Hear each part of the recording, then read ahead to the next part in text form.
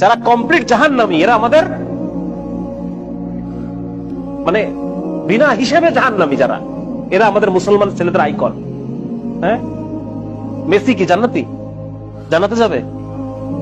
Messi যদি এখন এই অবস্থায় মারা যায়, তাহলে ও কিভাবে আমার আইকন হয়? আমি ওর নামের লেখা টি শার্ট পরে কিভাবে ঘুরি? তার প্রতি আমার ভালোবাসা কিভাবে জন্মায়? কিভাবে জন্মায়? আমি তো মুসলমানের সন্তান। আমার আইডল হওয়ার কথা ছিল মুহাম্মদুর রাসূলুল্লাহ সাল্লাল্লাহু আলাইহি ওয়াসাল্লাম। আমার আইডল হওয়ার কথা ছিল আবু বকর, ওমর, খালিদ ইবনে ওয়ালিদ, মুহাম্মদ বিন কাসিম, হ্যাঁ, মাহমুদ গজনবী, এরা আমাদের আইডল হওয়ার কথা ছিল। আজকে আমাদের আইডল কারা? যারা বিনা হিসেবে জাহান্নামী।